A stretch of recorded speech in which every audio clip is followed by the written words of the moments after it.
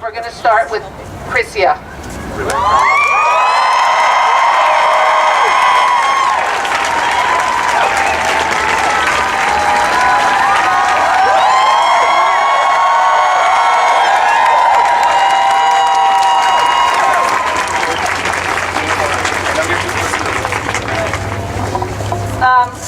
Hi guys, my name is Christy Rivera. I am a first-year medical student at the Warren Alpert Medical School. Wow!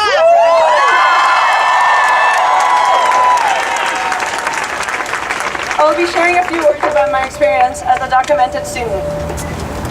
It's a cold New England Tuesday afternoon at Clínica Sanza, a free clinic providing healthcare to the uninsured in Providence, Rhode Island. A middle-aged couple hands in their paperwork as the intake volunteer, and I, the Spanish translator, guide them towards the intake room. We sit down and begin the intake process. As we move on to the social history questions, the couple begins to open about their immigration status. With some hesitation, they speak about not seeing a primary care physician in years due to lack of health insurance and their immigration status. As I translated, I remembered leaving friends and family in El Salvador as my sister, mother, and I embarked on a one-way flight to Maryland in 2001 when I was 8 years old. We continue with the social history questions as a couple is prompted to comment on their living situation. They disclose that they rent an apartment with relatives who also immigrated to the United States. At this moment, I remembered the 3 months my family shared a room in an apartment and the basement we lived in for another 3 years. It wasn't until 15 years later that my parents were able to live in a house. We continue the intake process with questions about their health status, which I joyfully attempt to answer in broken English. I recall times when I accompanied my parents to free English classes on weekends and weekday nights at a local high school. This was a helpful complement to the ESOL classes I was taking at my elementary school. Back at Clínica Sanza, towards the end of the intake process, the woman asked me about my background, where I grew up, and where my parents lived. My parents, sister, and I immigrated to the United States in search of opportunities and a safer environment than a violence-troubled country. From an early age, my mother taught me that hard work, a love for God, and caring for others is essential in order to positively contribute to society.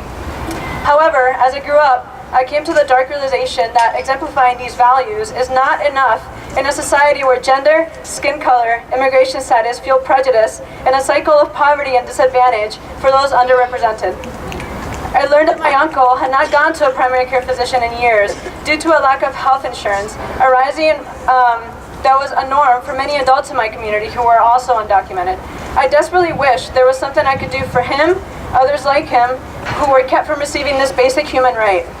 During our first few years in the United States, my mother took my sister and me to children's free clinics for our annual physical examinations. Doctors volunteering in these free clinics who care for children like my sister and me are part of my inspiration to become a physician. I am driven towards becoming a physician advocate dedicated to working with underserved communities. Furthermore, as a Christian, I am called to demonstrate love, compassion towards others regardless of their race, gender, ethnicity, and immigration status.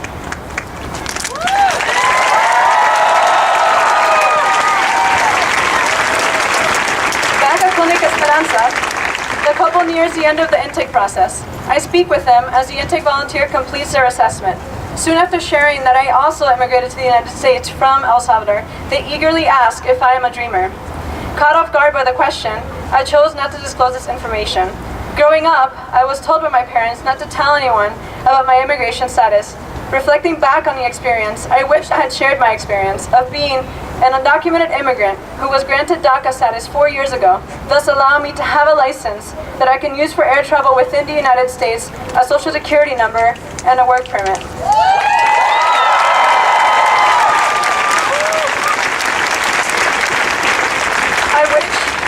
I wish I had shared with her that uncertainty was my reality too. DACA was never a permanent solution. Trump's decision to end DACA this past week directly prevents me from becoming the physician advocate I aspire to be. Without DACA, I and roughly 70 other medical students cannot work in the United States and therefore cannot continue our medical training upon graduating from medical school. Coming to this country was not an easy choice. Simply put, it was paramount to our survival. Even so, America, the country we chose to adopt as our own, continually rejects us. We struggle to make the government see that we too are human beings who deserve to be treated with dignity. As undocumented people, we wake up every day and endure disdain, discrimination, xenophobia in the hope that maybe one day we will be able to live in peace, continue to contribute to this country, and be recognized as American. This issue is not about political beliefs. It's bigger than that because it's about sympathy and love.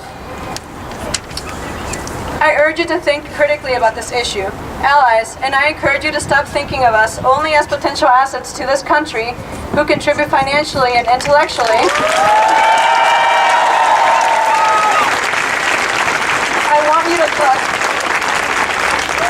I want you to look at our shared humanity and experiences as collective people of the United States and understand that we deserve better simply because we are human beings. Thank you.